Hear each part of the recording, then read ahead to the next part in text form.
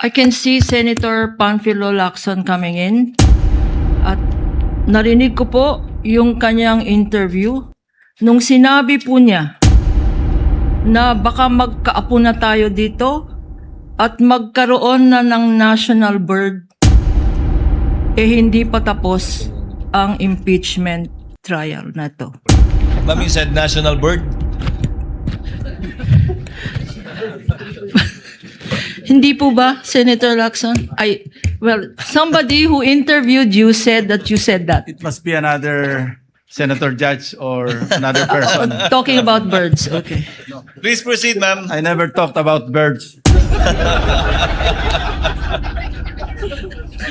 Then definitely my information was hearsay. What do you have for us, ma'am?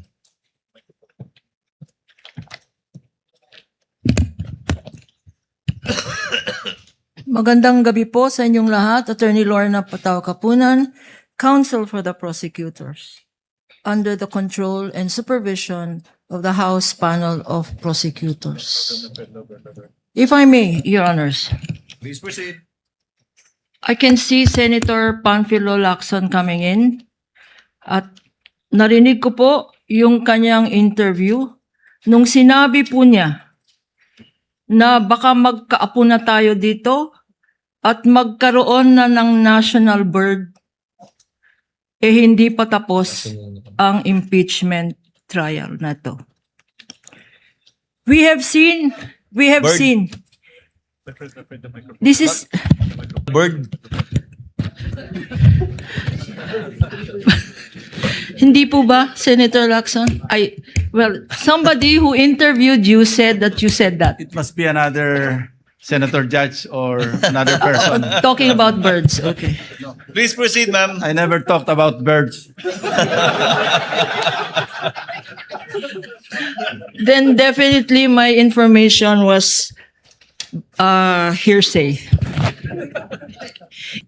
And thank you to the senator judges for the clarificatory questions propounded.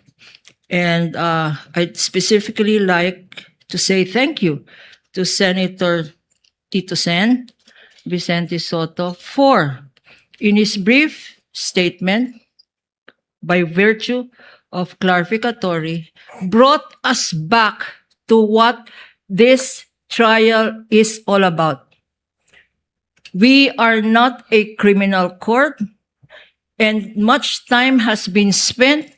Is there grave threats? Is there inciting to sedition? All of this is relevant. But in the context of, is it by doing these grave threats and by inciting to sedition, does it make the Vice President a violator of the Constitution?